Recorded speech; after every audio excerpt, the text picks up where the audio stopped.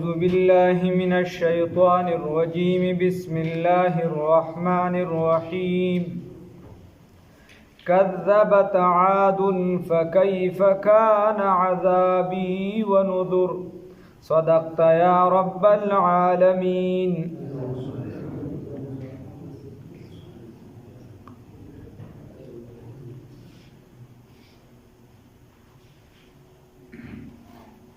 رسول الله صلی الله علیه وسلم معجزه دا کافرانو نه منله، نو الله رب العزت ولا مثالونه ورکړه چې دا صرف ستا خبره نه، دا مخکیم دي نه ده منلې.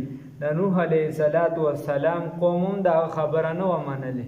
اوس الله بل مثال ورکوي چې دکه شانه عادیانو د هود علیه السلام خبره نه و منلې.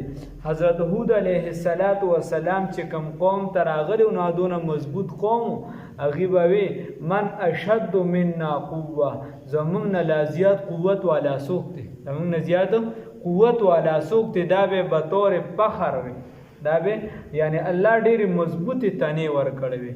حضرت هود علیه السلام ولا پیغمبر راغی.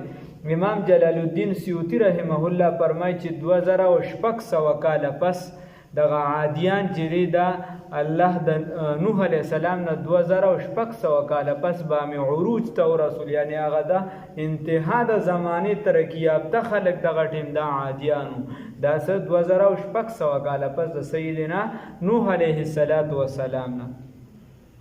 لا حول ولا قوة. او حضرت هود علیه السلام ورته وی 400 کاله تبلیغ وکړو. څومره؟ 400 کاله تبلیغ وکړو.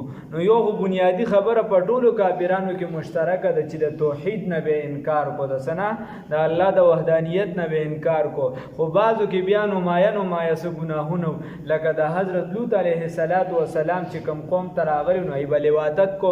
په دې قوم کې دا بیماریان وي یو دوه چې دی به غرور او فخر ډیر زیات کو، او بل به اسراف کو، اسراف په ډیر زیات کو، غرور او فخر به ډیر زیات کو او اسراف په ډیر کو. نو حضرت هود علیه السلام د مختلفو بیمارونو و د بچ کېدو ورته وی او ورته وی چې د الله رب العزت وحدانیت ومنه. نو دی داغه ونه منله.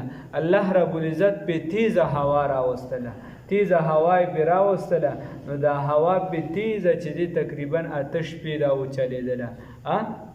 8 شپې به الله رب العزت دغه 8 شپې به د الله او 8 ورځې د 8 شپې او 8 ورځې به الله د هوا تیزه وچلوله. الله رب العزت فرمایي کأنهم اعجاز نخل، وی گویا دا به چې راوباسل د کورونو نه من اماکنهم، د کورونو نه یا د ځایونو نه به راوچتول، تا به وی چې د کجورې تنه اوچتو. دومره مضبوط خلکو چې دا کس په داسې اوچتو راخلاصو به دی وه، نو تا به ګنوي چې گویا دا د کجورې تنه راخلاصوي. دومره مضبوط خلکو خو چې د الله یې ونه منله، د الله د پیغمبر سپکاوي وکړه، نو الله رب العزت په دې تیزې هوا سره هلاک کړ. الله هم دې وساتي. الله فرمایي کذبت عاد، یقینا تکذیب کړي عادیانو، فکیف کان، نو بس څنګه و عذابي عذاب زما، ونذر او ویرول زما.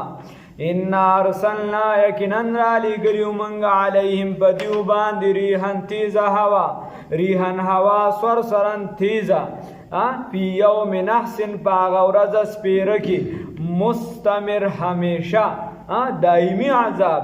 نو اوس دا مستمر یا دا صفت دی د یوم د پاره او یا د نحس د پاره، دا څه شی دی؟ صفت دی. نو گویا الله رب العزت فرمایي چې دی باندې عذاب راغی په هغه ورځو سپېرو کې. عذاب څوک تاسو ته ماوي؟ تیزه هوا پې راغله او هغه تیزه سیلې وه، هوا پې داسې تیزه وچلېدله. نو دی د وریځې لاندې راغونډ شو، 3 کاله پې باران بند شو، بیا 3 کاله پس یو وریځه شانتې راغله، نو دی د هغې لاندې شو. نو وی هذا عارض ممطرنا، وی دا هغه دی چې اوس به یعنې په موږ باندې باران راوري. الله وی بل هو مستعجلتم، بلکې دا هغه دی چې تاسو پې جلدي غوښتله. ریح فیها عذاب علیم، دا تیزه هوا ده او په دې کې دردناک عذاب. الله هم دې بچ کړي.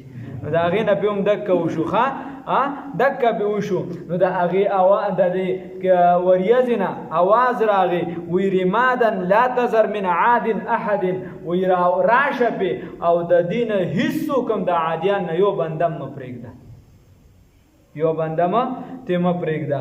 نو یا خو دومره مضبوطو چې ما درته ووي چې دی به وي چې من اشد منا قوه او یا بیا الله رب العزت چې کله به دا سی ورته عذاب راوستو نو الله وایي چې په ورځو سپېرو د دیو کې. نو اوس دا ورځې سپېروي آیا په اسلام کې د دې تصور شته؟ نه ورځې سپېروي د دې په اعتبار سره ورځ سپېره نشي ګرځېدی ورنه دا چې دی وشپې او اته ورځې دا عذاب چې مسلسل لاغې نو پاتې پکې څه شو بیا خو ټولې ورځې سپېره شو بیا پکې سمه څه پاتې شو نه دا د دې د وجې په دې سپېروي او په مسلمانانو باندې لږو اگر چې یو څو کسو خو په هغې باندې دغه چې دی سپېره نه وي.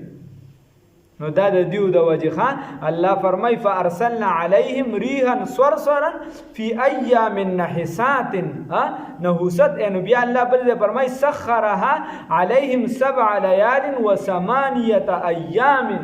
الله وی چې اته ورځې او وشپې مې په دا مسلسل راوسته نو بیا پکې څه پاتې شو چې تیزه هوا دومره نو هفته وي په دای کې ختمه شو. نو معلومه دا شوه چې دا نحوست خو د دې د وجې په دیو باندې دا د دې وجې نه چې ګنې دا ورځې منحوسې وي.